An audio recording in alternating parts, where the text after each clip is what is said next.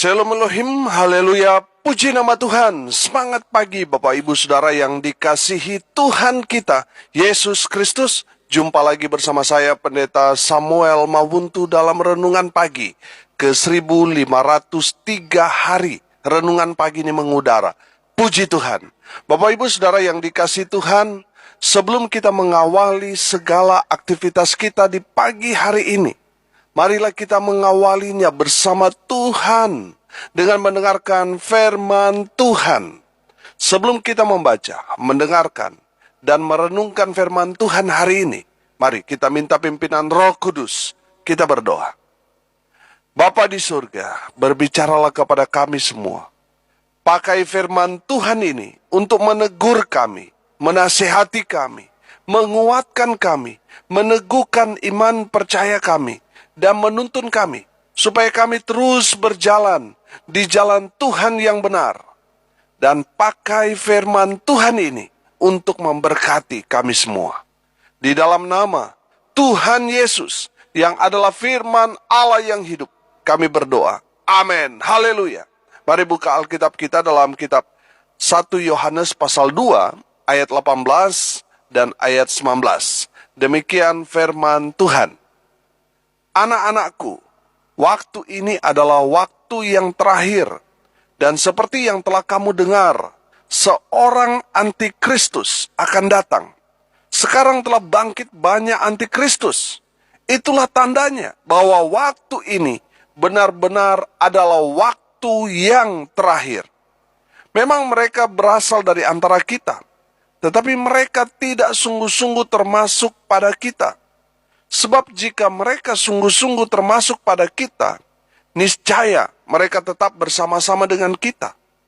Tetapi hal itu terjadi supaya menjadi nyata bahwa tidak semua mereka sungguh-sungguh termasuk pada kita. Amin. Haleluya. Bapak Ibu Saudara yang dikasihi Tuhan, supaya kita mengerti apa arti antikristus, mari kita lihat arti kamus kata anti. Anti berarti melawan, menentang, atau memusuhi. Sedangkan kata Kristus menunjuk kepada Tuhan kita Yesus Kristus. Jadi arti dari antikristus adalah orang yang melawan, menentang, atau orang yang memusuhi Tuhan kita Yesus Kristus. Baik itu dalam hal pengajaran, kealahannya, dan personalnya. Bapak Ibu Saudara yang dikasihi Tuhan, perhatikan kata Rasul Yohanes. Dia berkata bahwa sekarang telah bangkit banyak antikristus. Rasul Yohanes mengatakan hal ini 2000 tahun yang lalu. Dia sudah melihat pada zamannya banyak orang yang telah menentang, melawan Kristus. Mereka lah antikristus itu. Dalam ayat ini, Rasul Yohanes mau mengatakan kalau kita melihat akhir-akhir ini banyak orang menjadi pengikut antikristus, itu menandakan itulah hari-hari terakhir. Amin. Pertanyaannya sekarang, siapa antikristus itu?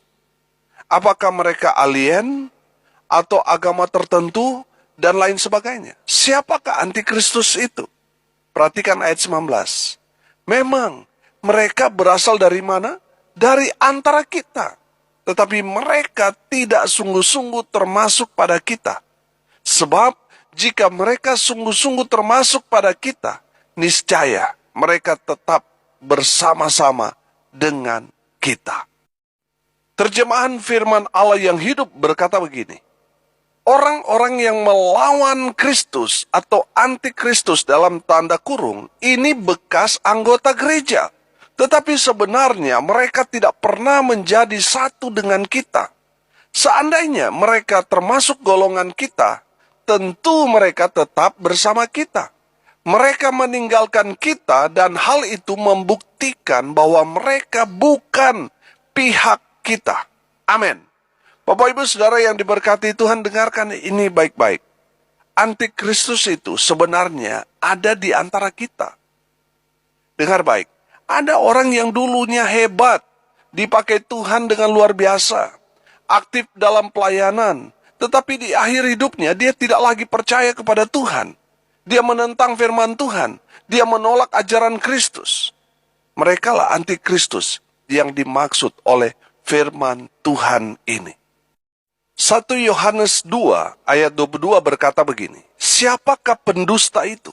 Bukankah dia yang menyangkal bahwa Yesus adalah Kristus? Dia itu adalah antikristus, yaitu dia yang menyangkal baik Bapa maupun Anak. Amin. Bapak Ibu Saudara perhatikan di sini. Jadi mereka yang menyangkal, mengkhianati, menolak Tuhan Yesus, yang tidak menerima teguran firman, merekalah antikristus itu. Saya banyak berjumpa dengan orang yang dulunya hamba Tuhan, tapi sekarang hamba iblis. Orang model seperti ini, mereka tahu firman Tuhan, tetapi mereka menentang firman Tuhan yang disampaikan. Mereka tidak mau ditegur firman Tuhan. Kalau saudara ditegur firman Tuhan, saudara menolak, tidak mau bertobat tanpa saudara sadari, saudara sudah menjadi bagian dari antikristus itu. Kenapa saya mengatakan itu? Karena firman Tuhan itu adalah Allah itu sendiri. Kalau kita menentang, tidak taat pada firman Tuhan, itu menandakan kita sudah menjadi antikristus. Kenapa kita menjadi antikristus? Karena kita melawan Kristus, melawan firman, itu sama saja dengan antikris. 2 Yohanes 1 ayat 7 berkata begini, sebab banyak penyesat telah muncul dan pergi ke seluruh dunia yang tidak mengaku bahwa Yesus Kristus telah datang sebagai manusia. Itu adalah si penyesat dan antikristus. Bapak Ibu Saudara yang dikasihi Tuhan, si penyesat sama dengan antikristus. Saya mau bilang antikristus itu bekerja untuk menyesatkan orang percaya. Ada banyak orang yang sudah tahu kebenaran, sudah tahu firman, tapi karena egonya, mungkin karena dia orang berpendidikan, dia sekolah teologi, ketika ditegur, marah saudara, dan memboikot pelayanan, menghasut jemaat, sehingga jemaat terprovokasi. Akhirnya jemaat itu tidak lagi bergereja sama dengan dia. Saudara, yang menyesatkan jemaat itu, padahal saudara sadar bahwa saudara sebenarnya salah, tapi karena ego saudara yang tinggi, akhirnya saudara menolak semua firman Tuhan yang disampaikan hamba Tuhan yang tidak sejalan dengan pemikiran saudara. Saudara akhirnya menjadi penyesat.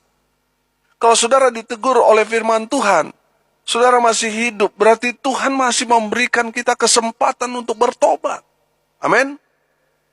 Bapak Ibu Saudara yang dikasihi Tuhan, Matius 18 ayat 6 berkata begini, tetapi barang siapa menyesatkan salah satu dari anak-anak kecil ini yang percaya kepadaku, lebih baik baginya jika sebuah batu kilangan diikatkan pada lehernya, lalu ia ditenggelamkan ke dalam laut. Amin. Haleluya. Dengar ini baik-baik. Saudara yang menyesatkan orang, yang menghasut orang, akhirnya mereka yang saudara hasut, menyangkal, menolak, tidak lagi beribadah, tidak lagi pergi ke gereja. Firman Tuhan ditolak, ditentang, meninggalkan Tuhan karena ulah saudara. Saudara akan dihukum oleh Tuhan karena telah menjadi penyesat yang menyesatkan domba-domba Allah. Bapak Ibu Saudara yang dikasihi Tuhan, dengar baik. Saudara harus tahu kebenaran firman Tuhan. Kenapa? Karena semuanya itu akan diuji oleh firman Tuhan. Kalau saudara tidak tahu firman Tuhan, saudara akan mudah disesatkan. Saya selalu kasih contoh ini, saudara. Seseorang yang punya toko emas, dia memiliki 2 anak, yaitu yang satu dari kecil, dia sangat tertarik dengan emas. Dia belajar tentang emas, sehingga dia tahu betul mana emas asli dan mana yang palsu. Sedangkan anak yang kedua, dia tidak mau belajar seperti saudaranya yang tertarik pada emas. Dia lebih senang main game. Suatu ketika orang tuanya mau menguji kedua anaknya, yang mana yang layak untuk menjadi ahli waris, dengan cara menguji 2 anak mereka. Caranya, orang tuanya menaruh satu cincin yang palsu di kotak perhiasan yang penuh berisi cincin yang mirip dengan yang palsu. Orang tuanya meminta anak pertama untuk mencari mana cincin yang palsu. Anak ini karena dia sudah belajar dari kecil tentang emas, sehingga dia sangat cepat mengenali mana cincin yang palsu. Orang tuanya senang sekali. Kemudian orang tuanya menguji anak yang kedua. Anak yang kedua ini karena tidak mau belajar tentang emas, dia tidak dapat mengenali mana emas yang asli dan mana yang palsu. Karena kesulitan, dia berkata semuanya palsu. Kalau dia bilang semuanya asli, berarti dia tidak dapat mengenal bahwa salah satu dari yang asli itu ada yang palsu. Bapak Ibu Saudara yang dikasihi Tuhan, mari kita belajar dari dua anak ini. Anak yang pertama, dia dapat mengenali mana yang asli dan mana yang palsu. Saudara, orang yang belajar firman Tuhan, dia akan mengenal mana ajaran asli, murni dari firman Tuhan, dan mana ajaran dari hamba Tuhan yang palsu. Dia tahu. Karena dia sudah tahu mana yang ajaran yang murni, asli dari firman Tuhan. Berbeda dengan anak yang kedua. Asli pun dia anggap palsu. Sementara yang palsu dia anggap asli. Kenapa dia bisa salah, keliru? Karena dia tidak mau belajar mengenal ajaran yang benar. Bukankah banyak orang Kristen seperti anak yang kedua ini? Ada hamba Tuhan yang menyampaikan murni kebenaran firman Tuhan, dia anggap itu palsu. Saudara, sementara yang hamba-hamba Tuhan yang palsu, dia anggap, oh ini ajaran yang asli. Kenapa dia bisa keliru? Karena dia tidak tahu mana yang asli, mana yang sesungguhnya yang benar. Saudara yang dikasihi Tuhan, ada seorang hamba Tuhan yang benar seperti Nabi dalam Alkitab, menegur umat Tuhan dengan keras, agar umat Tuhan itu bertobat. Tapi dianggap, wah ini ajaran sesat, ini ajaran palsu. Padahal itu betul-betul firman Tuhan. Saudara, kalau saudara belajar dari Kejadian sampai Wahyu, itu semua teguran. Teguran Tuhan itu sangat keras. Nah, kalau kita tersinggung, saudara, kita marah dan kita nggak terima teguran firman Tuhan itu, jangan-jangan kita sudah seperti anak yang kedua ini. Sudah tahu ajaran asli, tapi kita anggap itu palsu. Sementara yang palsu kita anggap itu asli. Kalau saudara belajar dalam firman Tuhan, saudara akan melihat semua hamba-hamba Tuhan, nabi-nabi Tuhan dalam Alkitab, mereka menegur umat Tuhan dengan keras. Agar apa? Mereka bertobat. Amin. Nah, kalau saudara sudah salah tapi nggak ditegur, nah ini menandakan ini. Hamba Tuhan saudara ini ada yang nggak beres nih. Saya banyak ditegur sama jemaat. Pak Pendeta, jangan terlalu keras menegur jemaat, nanti mereka kabur dari gereja. Dengar baik. Buat saya, kalau jemaat salah, saya akan tegur. Saya tidak takut kehilangan jemaat. Itu prinsip saya. Saya lebih suka dibilang pendeta yang keras dalam menegur jemaat. Tapi dalam hati saya sangat mengasihi jemaat yang Tuhan percayakan untuk saya layani. Makanya ketika mereka salah, saya tegur mereka. Karena saya mengasihi mereka. Supaya mereka tidak binasa. Daripada saya berpura-pura manis, tapi ujungnya maut. Seorang nabi Tuhan harus berani menegur jemaatnya supaya mereka bertobat. Amin. Kalau pendeta saudara tidak menegur saudara padahal saudara sudah berbuat dosa, itu berarti hamba Tuhan itu palsu. Dia tidak berani menegur saudara karena memang dia tidak mengasihi saudara. Hamba Tuhan yang palsu itu begitu. Selalu berkata, oh tidak apa-apa. Kamu tidak akan binasa kok karena berbuat dosa itu. Persis seperti apa yang dikatakan ular di dalam Kejadian pasal 3. Saudara baca sendiri. Oh nggak apa-apa, kamu nggak akan mati, malah kamu akan seperti Allah. Nah ini jadi masalah saudara. Mereka lah hamba-hamba Tuhan yang palsu, yang menyesatkan saudara. Mereka tidak mengasihi saudara. Saudara sudah salah, sudah hidup dalam dosa, tetapi mereka tidak berani menegur saudara karena mungkin pemberian saudara ke gereja, ke hamba Tuhan besar, sehingga mereka takut menegur saudara. Padahal saudara sudah hidup dalam dosa. Mereka hanya mengasihi dompet saudara. Dengar firman Tuhan ini. Barang siapa ku kasihi, ia ku tegur dan ku hajar. Sebab itu relakanlah hatimu dan bertobatlah. Haleluya. Jadi kalau saudara ditegur oleh hamba Tuhan oleh karena kebenaran, relakanlah hatimu. Jangan naikkan egomu. Kalau salah, ya bertobat sebelum terlambat. Amin. Orang yang antikris, mereka akan menolak pengajaran yang benar. Mereka akan menolak teguran firman Tuhan. Tapi mereka yang menerima pengajaran Kristus, mereka menerima teguran. Walaupun itu sakit, walaupun itu keras, mereka menerima teguran itu dengan bertobat. Mereka ada di pihak Tuhan.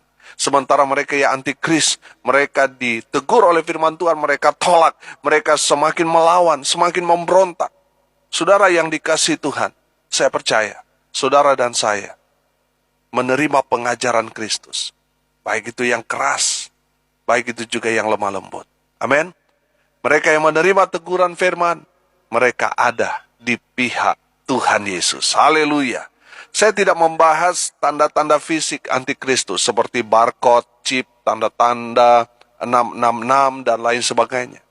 Saya mau kita belajar bahwa antikristus tidak semua kita dapat melihat mereka dengan tanda-tanda fisik seperti itu.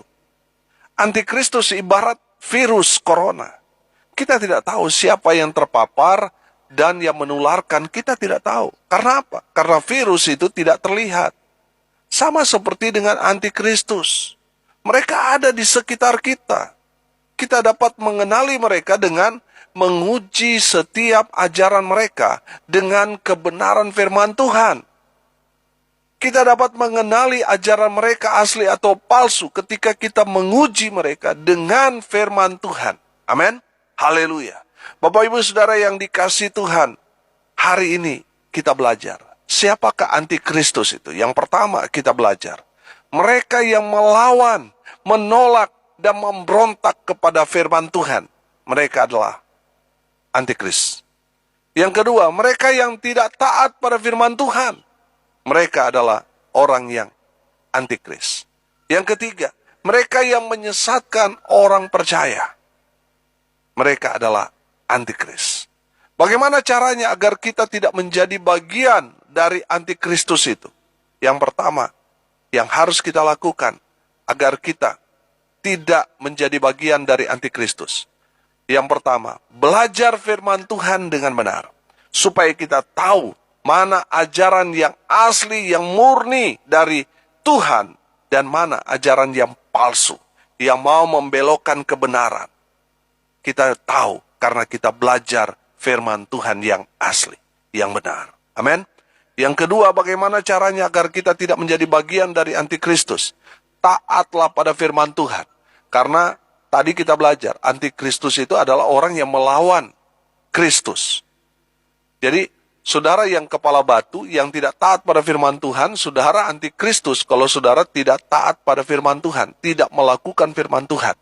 Makanya, firman Tuhan ini katakan, antikristus itu nggak jauh-jauh, mereka ada di sekitar kita. Saudara, mari kita mau belajar taat pada firman Tuhan. Amin. Kalau saudara percaya kepada Tuhan Yesus, ada di pihak Tuhan, jadilah pribadi yang taat pada firman Tuhan. Haleluya. Yang ketiga, bagaimana caranya agar kita tidak menjadi bagian dari antikristus itu? Waspadalah. Waspadalah pada macam-macam penyesatan. Karena banyak sekali penyesatan-penyesatan yang dibungkus sebaik mungkin. Sehingga banyak orang tertipu.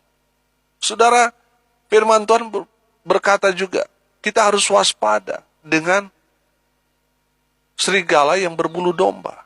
Mereka menyamar, sepertinya lemah lembut, sepertinya baik, sepertinya ini ajaran Alkitabiah ini dan sebagainya, saudara. Karena kita tidak waspada, akhirnya kita disesatkan. Saudara yang dikasihi Tuhan, banyak sekali pengajaran-pengajaran sesat yang berkembang saat ini. Makanya saudara harus waspada. Benar gak ini? Ajaran dari Tuhan Yesus. Atau jangan-jangan yang kita jalani adalah ajarannya sesat. Awalnya, wah sepertinya ini ajaran kekristenan. Tetapi semakin dalam sudah semakin melenceng. Yang diajarkan bukan lagi fokus kepada Kristus, tetapi sudah mulai fokus kepada kesuksesan. Sudah bukan lagi fokus kepada Injil Kerajaan Allah, tetapi sudah mulai melenceng dari kebenaran. Hati-hati saudara, kita yang tidak waspada, kita akan sangat mudah disesatkan. Waspadalah, jangan selalu langsung menerima ajaran itu saudara. Cek dan recheck dulu, amin, supaya kita tidak disesatkan. Bapak ibu saudara yang dikasihi Tuhan, biarlah kebenaran firman Tuhan ini menjadi berkat buat kita semua. Untuk menghadapi antikristus, kita harus belajar firman Tuhan, supaya kita tahu mana ajaran yang asli dan yang palsu. Kita mau belajar hidup dalam ketaatan pada firman Tuhan. Apa yang Tuhan suruh, perintahkan kepada kita. Kita mau belajar taat, kita mau belajar melakukan firman Tuhan itu. Amin. Dan waspada pada setiap ajaran-ajaran yang menyesatkan. Mari kita berdoa. Bapa di surga, terima kasih atas kebenaran firman Tuhan yang sangat memberkati kami. Ajar terus kami supaya kami tahu kebenaran, supaya kami tahu membedakan mana yang ajaran asli dan mana ajaran yang palsu yang menyesatkan. Ajar terus kami supaya kami menjadi pelaku-pelaku firman. Dan ajari kami selalu supaya kami waspada pada macam-macam ajaran yang menyesatkan. Hamba berdoa berkati semua pendengar, dimanapun mereka berada, hidup mereka diberkati, keluarga mereka, rumah tangga mereka diberkati. Hamba berdoa ya Tuhan, untuk mereka yang sakit, yang ada di rumah maupun di rumah sakit, kuasa kesembuhan terjadi. Di dalam nama Tuhan Yesus, mereka yang sakit disembuhkan, mereka yang lemah dikuatkan, mereka yang saat ini sedang berduka cita, Tuhan memberikan penghiburan, kekuatan kepada keluarga yang ditinggalkan. Mereka yang hari ini berulang tahun, Tuhan Yesus memberkati mereka. Hamba berdoa ya Tuhan, biarlah berkat Tuhan juga melawat bangsa dan negara kami tercinta Indonesia. Berkati pemerintah yang ada dan seluruh rakyat Indonesia yang ada di dalamnya. Kuasa Tuhan bekerja, sehingga yang terjadi adalah pertobatan massal di negeri kami tercinta Indonesia. Hamba berdoa Tuhan berkati pelayanan yang Tuhan percayakan kepada hamba. Audio renungan pagi, biar terus mengudara, menjangkau mereka yang belum terjangkau. Berkati ya Tuhan, sehingga pelayanan ini tetap eksis mengudara, memberkati banyak orang. Berkati pelayanan pengembalaan yang Tuhan percayakan di tengah jemaat, di tengah keluarga. Tuhan Yesus memberkati. Pelayanan bersama dengan Infinity Ministry, Tuhan memberkati. Hamba-hamba Tuhan yang ada di dalamnya, baik itu pembina, pengurus, dan seluruh anggota. Beri kami satu hati, melakukan kehendak Tuhan, memberitakan Injil sampai ke ujung bumi. Hamba berdoa berkati media sosial yang kami gunakan. Tuhan memberkati seluruh anggota tim doa Petra Nasional, dimanapun berada. Tuhan memberkati. Hamba berdoa biarlah berkat Tuhan turun, memenuhi semua pendengar. Bapak ibu saudara yang dikasihi Tuhan, arahkanlah hatimu dan terimalah berkat dari Tuhan Yesus. Tuhan memberkati engkau dan melindungi engkau. Tuhan menyinari engkau dengan wajahnya dan memberi engkau kasih karunia. Tuhan menghadapkan wajahnya kepadamu dan memberi engkau damai sejahtera. Di dalam nama Tuhan Yesus, sumber segala berkat. Bapak ibu saudara yang percaya diberkati Tuhan, katakan amin. Puji Tuhan. Bapak ibu saudara yang dikasihi Tuhan, kalau saudara merasa diberkati melalui renungan pagi ini, bagikan juga kepada saudara-saudara yang lain, agar mereka juga diberkati. Karena untuk itulah kita dipanggil, untuk jadi berkat. Kalau saudara mau konseling, mau sharing, mau didoakan, sudah bisa WA Japri. Nomor WA saya di 081337491360. Saya bersama tim doa Petra Nasional akan berdoa buat saudara. Haleluya. Saudara yang mendengar kabar baik ini melalui media sosial, saudara mau didoakan, saudara bisa menghubungi tim doa di sana di 081237247340. Saudara yang mau dilayani layanan konseling keluarga gratis dari Infinity Ministry, saudara bisa menghubungi call center di 0819130583 kali. Ada hamba-hamba Tuhan yang siap melayani Bapak Ibu Saudara sekalian. Haleluya. Bapak Ibu Saudara yang dikasihi Tuhan, saudara yang diberkati melalui pelayanan ini dan saudara mau mengambil bagian, mendukung pelayanan ini sehingga tetap eksis, mengudara, dukung dalam doa, daya, dan dana. Saudara yang mau mensupport melalui dana, saudara bisa mentransfer ke rekening Bank Mandiri di nomor rekening 14503 kali 6719476. Atas nama saya sendiri, Tuhan Yesus sudah memberkati saudara supaya saudara jadi berkat bagi sesama. Haleluya. Salam kasih dari Bali, saya Pendeta Samuel Mawuntu. Sampai jumpa besok pagi. Tuhan Yesus memberkati kita semua. Haleluya.